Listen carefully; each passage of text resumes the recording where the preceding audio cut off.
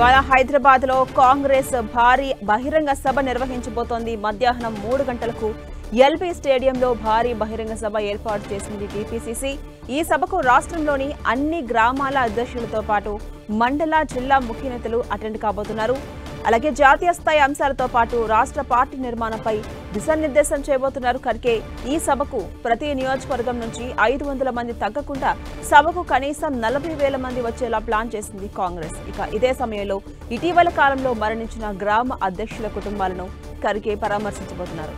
రాష్ట్ర పార్టీ బలోపేతంపై దృష్టి పెట్టిన పీసీసీ రాష్ట్ర స్థాయి నేత నుంచి గ్రామ స్థాయి నేత వరకు అందరూ ఖర్గేను కలిసేలా కార్యక్రమాలు రూపొందించారు. ఇక సామాజిక న్యాయ సమరభేరి సభకు భారీగా ఏర్పాట్లు చేశారు. స్థానిక సంస్థల ఎన్నికల ముందు నిర్వహిస్తున్న ఈ సభను రాష్ట్ర కాంగ్రెస్ ప్రతిష్టాత్మకంగా తీసుకుంది. ఈ తరహా సభను మొదటిసారిగా తెలంగాణలోనే ఏర్పాటు చేస్తున్నందున ఇతర రాష్ట్రాలు ఆదర్శంగా తీసుకునే విధంగా విజయవంతం చేయాలని నేతలంతా భావిస్తున్నారు. వర్షం వచ్చినా ఎలాంటి ఇబ్బంది లేకుండా స్టేడియం లోపల భారీ టెంట్లు వేశారు.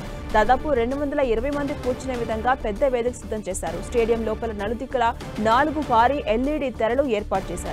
గ్రామాల నుంచి వచ్చిన వారికి గాంధీ భవన్ లో భోజన ఏర్పాట్లు చేశారు.